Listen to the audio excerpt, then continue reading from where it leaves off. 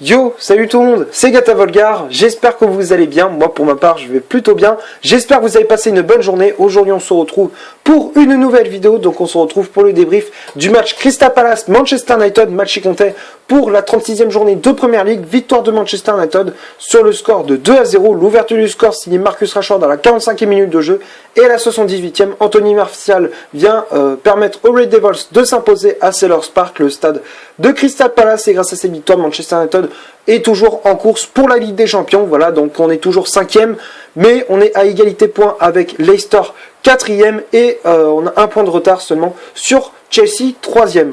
Voilà, donc pour en revenir au match face à Crystal Palace, pour débriefer un petit peu ces 90 minutes, 45 premières minutes assez équilibrées entre les deux équipes. Voilà, dans le jeu, même si bon en termes d'occasion, les premières minutes du match, les premières minutes de ce match, les deux équipes se sont un petit peu neutralisées. Voilà, ça a fait un peu jeu égal. Voilà, mais durant la première mi-temps, mais bon voilà, on a réussi à décanter la situation, mais ça a été très long. Voilà, il fallait vraiment attendre la 45e minute de jeu grâce à Marcus Rashford. Mais je viendrai un petit peu plus tard sur le but. Il y a eu des occasions, notamment avec Bruno Fernandes, avec Martial ou encore Marcus Rashford justement, mais bon, on n'arrivait pas à trouver la faille. Voilà, il y a eu beaucoup de déchets techniques, notamment dans le dernier geste du côté de Manchester United, notamment avec Mason Greenwood, voilà, à la demi-heure de jeu, qui avait tenté une frappe, qui avait reçu un bon centre de la part de Bruno Fernandes, mais malheureusement sa frappe est trop et n'est pas cadrée. Voilà, il y a eu trop de déchets techniques dans sa frappe. Donc du coup, on était toujours bloqué sur le score de 0-0. Après, on a tenté sur les coups de pied arrêtés avec Karim Maguire, ça n'a rien donné non plus.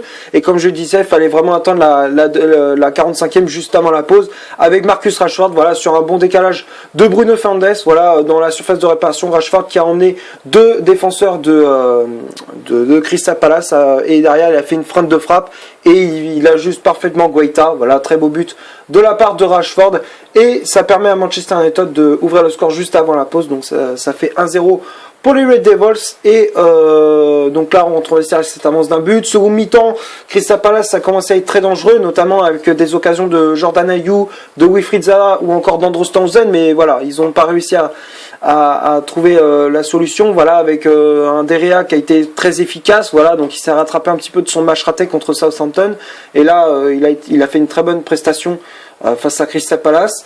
Après, c'est vrai qu'il y a eu une grosse frayeur, voilà, une grosse frayeur à la 55e, voilà, sur un très bon centre de Wilfried Zaha au second poteau. Jordan Ayew qui avait poussé ce ballon dans les buts de De Gea, voilà, donc on pensait qu'il y avait une égalisation de la part de Crystal Palace, mais non, le but a été refusé par la VAR, voilà, donc bon, ça jouait à rien. Tu voyais que là, c'était genre le pied, là, le tacle de Lindelof, là c'était le bout du pied, et là t'avais le pied de Jordan Ayew, donc ça jouait vraiment à 2 mm, voilà, ça jouait à un orteil. Et du coup, la VAR a calculé et il y a eu position de hors-jeu pour Jordan Ayew, et on en reste toujours à 1-0. Et il fallait vraiment attendre la 78e avec Anthony Martial qui inscrit ce but de la délivrance. Voilà, c'était le but de la délivrance pour Manchester United. Voilà, sur un joli jeu en une touche de balle entre Rashford, Fernandes et Martial.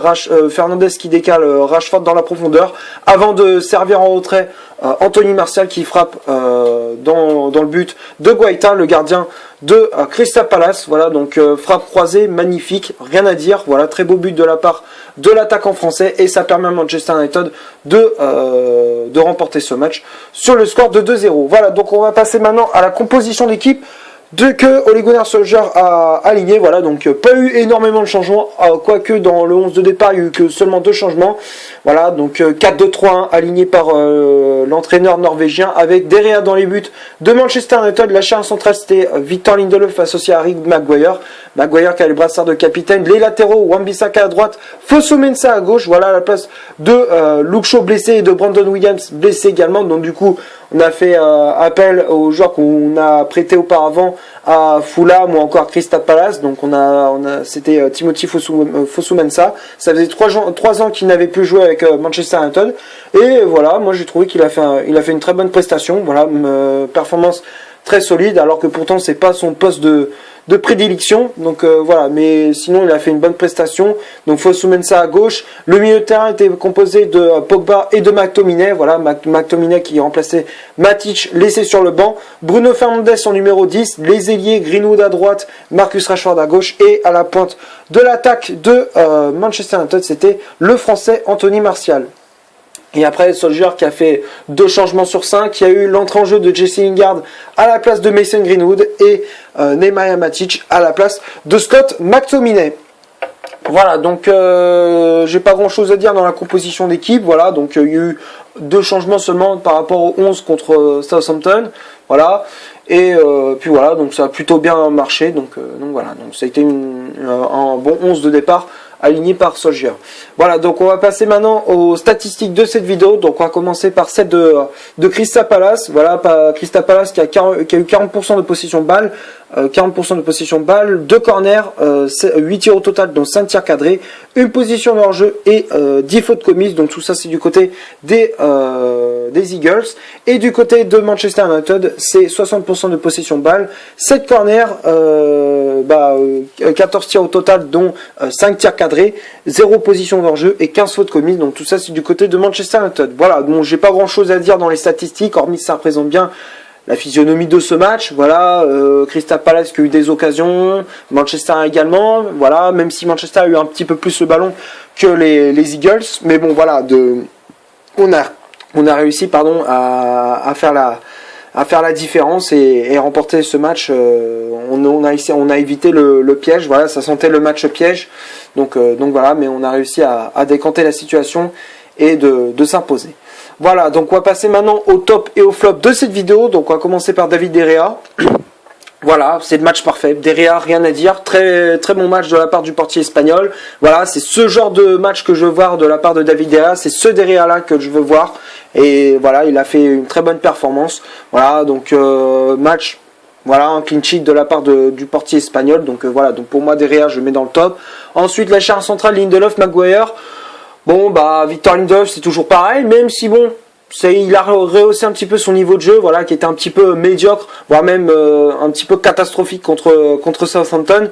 Voilà, donc il a relevé un petit peu son niveau de jeu et ça a été un petit peu mieux de la part de Lindelof. Bon, ça n'a pas été parfait non plus, mais voilà, ça a été un petit peu mieux quand même pour le défenseur suédois. Donc voilà, donc pour moi Lindelof, je le mets dans le top. Maguire, bon, le cas Maguire, là, je suis obligé d'en parler, mais là, c'est pas terrible. Là franchement, c'est médiocre. Encore une fois, prestation médiocre de la part d'Harry Maguire, qui a pas été rassurant. Voilà, en première mi-temps, voilà, défensivement, ça a été très très dur. Voilà, heureusement que sur son côté, Fosu-Mensah l'a aidé parce que sinon, on s'en sortirait pas du tout. Voilà, donc Maguire, match très moyen. Voilà, donc pour moi, Maguire, je le mets dans le flop. Ensuite, les ailiers, les latéraux, Wan-Bissaka à droite. Bon, défensivement, ça va, même s'il a eu du mal à gérer Andros Townsend, mais voilà, hormis ça, oui, voilà, c'est ça, c'est Andros Townsend.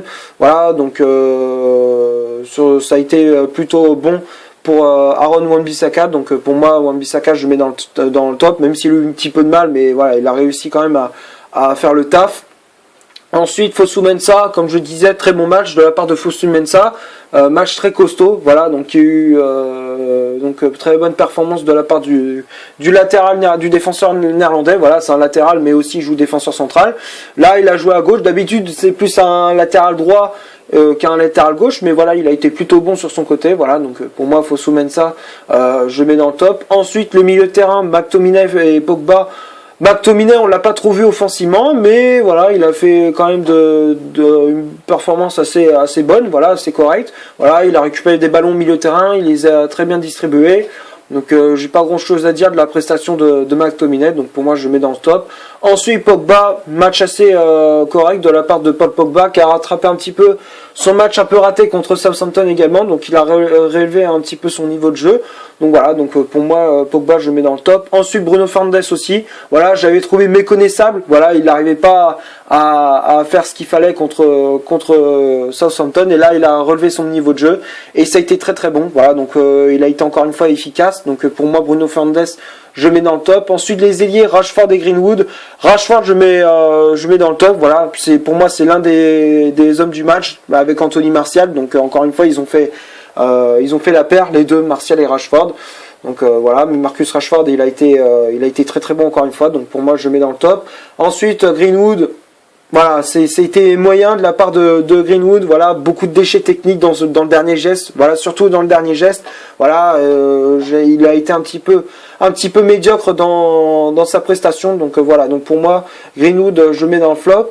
Et Martial, comme je viens de le dire, il a fait un bon match. Pour moi, c'est l'un des hommes du match avec Marcus Rashford. Donc voilà, donc pour moi, Martial, je le mets dans le top. Et les remplaçants, Lingard et Matic. Lingard. Qu'est-ce que je vous dis, les gars? Là, Lingard, il est cramé. Là, il est cramé. Là, on l'a perdu. Là, je sais pas ce qu'on va en faire. J'espère qu'on va le vendre au prochain mercato parce que c'est plus possible. Jesse Lingard, il est mauvais. Mais franchement, quand je dis mauvais, c'est mauvais. Voilà.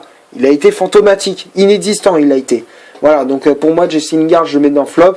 Et Nemanja Matic au milieu de terrain, il a fait son taf, voilà, donc il a fait une très bonne entrée en jeu, donc pour moi Matic, je mets dans le top. Voilà, donc c'est tout ce que j'avais à dire pour ce Crystal Palace Manchester United. J'espère que la vidéo vous aura plu. Si c'est le cas, vous laissez un énorme like. Tu cliques ici pour t'abonner, pour rien rater de mes vidéos. Tu cliques ici pour en avoir une autre si tu le souhaites. Et moi je te dis à la prochaine pour une prochaine vidéo. Ciao.